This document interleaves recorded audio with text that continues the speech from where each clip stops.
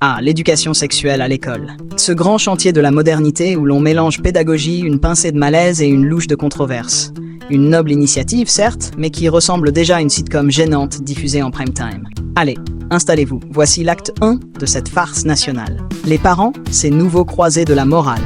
Ah, les parents, ces héros du quotidien, toujours prêts à défendre leur progéniture contre les dangers de l'éducation nationale. Certains dénoncent un programme dangereusement explicite, tandis que d'autres préfèrent la poésie apocalyptique et parlent de perversion institutionnalisée. On imagine déjà les réunions parents-profs transformées en tribunaux de l'Inquisition. Madame, pourquoi mon fils de 7 ans connaît-il la définition d'un préservatif? Vous avez aussi prévu un exposé sur le Viagra. Côté enseignant, c'est le décalage habituel. Entre ceux qui tentent d'expliquer l'anatomie humaine avec des schémas sérieux et un sourire crispé, et ceux qui préféreraient s'attaquer aux tables de multiplication plutôt qu'à la mécanique des fluides. Et que dire des anecdotes croustillantes? Cette infirmière scolaire, par exemple, qui a dû répondre à « Madame, les bébés sortent par l'oreille » ou encore « Est-ce qu'un baiser peut tuer ?» Oui. Kevin, si c'est un baiser de ta tante Monique pendant les fêtes. Et les enfants dans tout ça? On les imagine comme des cobayes dans une expérience sociologique ratée. Entre les cris de dégoût, c'est trop dégueu madame, et l'hilarité, et tu savais qu'on avait des zizi muscles? Ces séances ressemblent davantage à un épisode de South Park qu'à une leçon éducative. Et bien sûr, il y a Patricia, cette maman alarmée. Mon fils est rentré avec des dessins obscènes.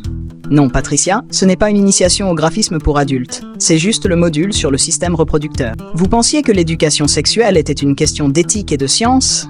Erreur. Dans cet univers parallèle, George Soros et Elon Musk, probablement secondés par l'ordre des Templiers, pilotent les programmes scolaires depuis une base secrète sous l'Antarctique. Et que dit Jean-Michel, notre expert Facebook? Ces cours, c'est pour sexualiser les enfants, pour mieux les contrôler. Ah oui, Jean-Michel, bien sûr, parce que, comme chacun sait, les tyrans commencent toujours par des cours de SVT. Napoléon aurait conquis l'Europe plus vite en parlant des cycles menstruels à ses généraux. Certains accusent même les grandes entreprises. Aujourd'hui, les préservatifs, demain les sextoys pour la maternelle. On murmure que Durex aurait infiltré l'éducation nationale en remplaçant les stylos par des tests de grossesse. Et le résultat? Une France coupée en deux, encore. Les anti-éducation sexuelle, qui voient Satan derrière chaque manuel, affrontent les pro-éducation sexuelle, qui veulent des cours dès la crèche, avec projection d'un PowerPoint intitulé « Les joies du coït ». Les enfants, eux, n'en demandent pas tant. Ils veulent juste savoir si la récré est avant ou après ce cours bizarre, où Madame Dupont rougit en prononçant le mot « organe ». Et si on simplifiait? Exit les termes comme fallope ou gamète. À la place, projection obligatoire de l'île aux enfants.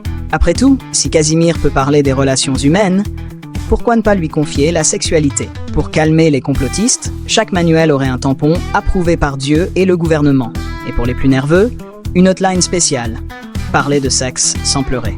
Impliquer les parents, ça va être rock'n'roll. Les parents devront s'y mettre aussi. Organisons des ateliers où ils apprendront à répondre à la question fatidique. Papa, c'est quoi un orgasme? Sans s'étouffer avec leur café. Dédramatisons ensemble. Pourquoi ne pas instaurer une journée nationale de la gêne éducative?